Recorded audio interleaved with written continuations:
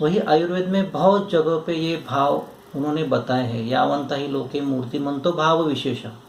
तो स्रोतों के बारे में बताएं, मतलब जो भी, मतलब ये मेरा हाथ ऐसे उठ रहा है तो उसके लिए भी जो एक फंक्शन चल रहा है उसको भी एक सिस्टम वहाँ पे वो काम करती है। तो ये सिस्टम हमारे खान पान पे जुड़ी हुई है।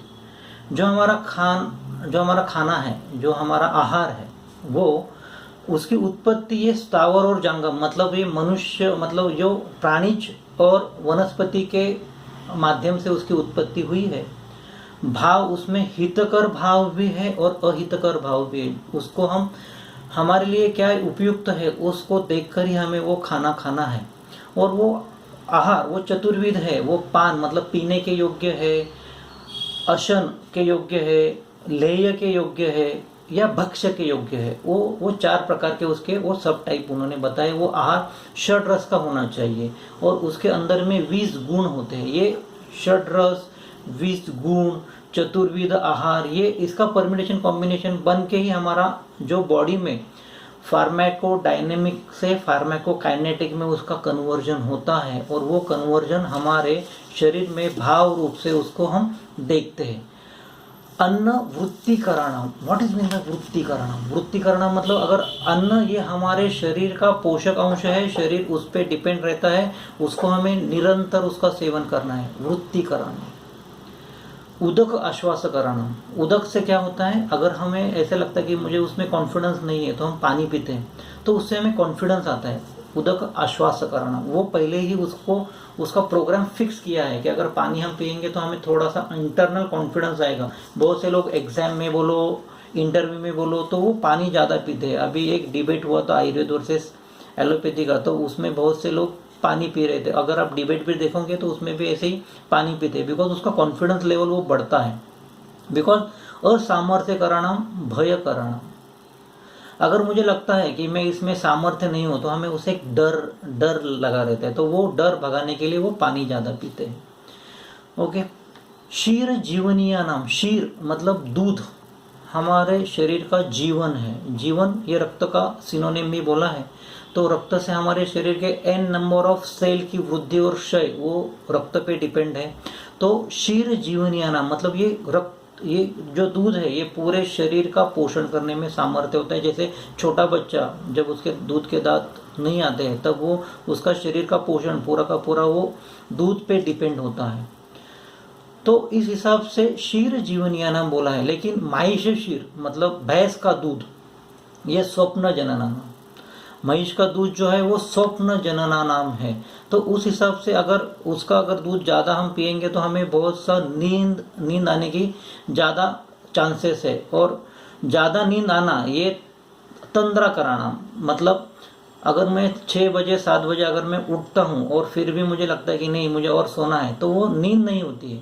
वो हमारे शरीर में आने वाली सुस्ती, आलस का वो प्रतीक है तंद्रा कराना। उस हिसाब से उन्होंने बताया है। लवण मतलब ये जो सॉल्ट है, लवण, ये अन्न द्रव रुचिकरण, मतलब ऐसा हमारे खाने में एक भी घटक नहीं है कि जिससे, मतलब लवण उसमें नहीं है जिससे कि वो टेस्ट लाने के लिए लवण वहाँ पे हम यूज़ करते हैं।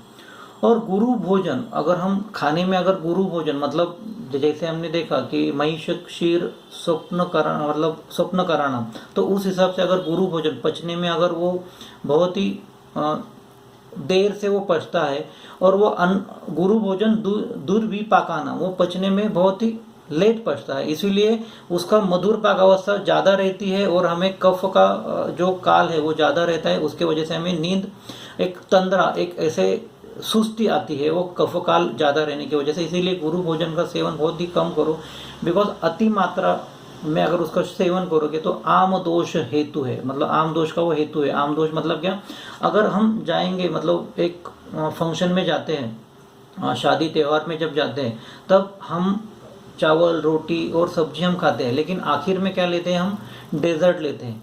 तो वो डेजर्ट जो है ना वो दूर भी पकाना मतलब वो गुरु रहता है। तो उस हिसाब से हम हमारे शरीर में आम की उत्पत्ति हम करते हैं और वो आम की उत्पत्ति करने की वजह से हमारे शरीर में उत्क्लेश की वृद्धि होती है और उत्क्लेश की वृद्धि होने के बाद हमें अनकंफर्टेबल फील होता है और बाद में हम 1-2 बार, मतलब 10 में से 1-2 बार हम उल्टी भी कर देते हैं, बिकॉज हमारे शरीर में वो साथ में नहीं होता है। तो उस हिसाब से वो आम है, वो दूर विषम चिकित्सा नाम, तो वो उसकी चिकित्सा बहुत ही दुर्जर है, तो इसीलिए हम उल्टी हम कर देते हैं, बाद में 2-3 दिन हम खाना खाते नहीं है। शीर घृत अभ्यासो रसायनाना, मतलब हमारे खाने में अगर शीर और घृत अगर रहेगा तो वो रसायन उत्पन्न करता है। मतलब क्या, रीजिन्युएशन अगर हमें चाहिए, हमारे सेल के हर सेल एक्टिव चाहिए, तो हमारे खाने में दूध और घी का सेवन नित्य होना चाहिए, बिकॉज उसके वजह से रसायन प्रॉपर्टी बनती है, रीजिन्युएशन थेरेपी बनती है।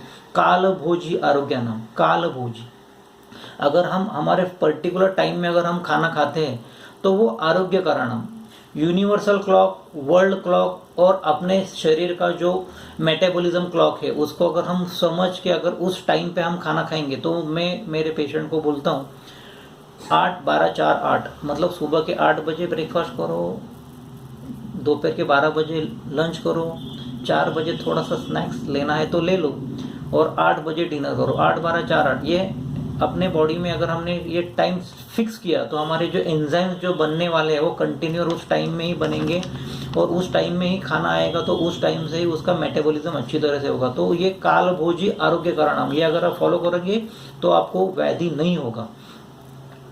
और एकाशन भोजन, मतलब दिन में एक ही बार खाना, सुख परिणाम करना, मतलब ये जो मेटाबॉलिज्म होने का जो स्थूल पाक सूक्ष्म पाक जो मेटाबॉलिज्म होता है वो सुख परिणाम कराना, तो उसका मेटाबॉलिज्म अच्छा होगा। तो दिन में एक ही बार अगर आप खाते हो तो आपको ये मेटाबॉलिक डिसऑर्डर की व्याधि आपको नहीं होगी।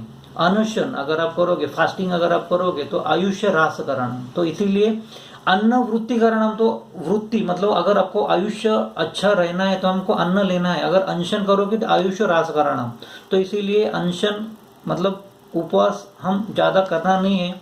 प्रमिताशन, प्रमिताशन मतलब जो मुझे अच्छा नहीं है फिर भी मैं वो खा रहा हूँ, तो कर्षणीयानम, हमारे सेल की ग्रोथ नहीं होगी। जो हमें पसंद नहीं है वो खाना ही नहीं है, जो हमें पसंद है वो अगर आप खाओगे तो वो हमारे पुष्टि करेगा। और सर्वरस अभ्यास, हमारे खाने में 6 रस मतलब 6 रस, मधुर, आम्ल, लवण, कटु, तिक्त, कषाय, ये 6 रस का अगर हमने सेवन किया तो वो बल कराणम, अगर एक रस का अगर अभ्यास करते हो तो वो दौर्बल्य कराणम। तो इस हिसाब से रस का सेवन भी बताया है और खाने का टाइमिंग भी बताया है।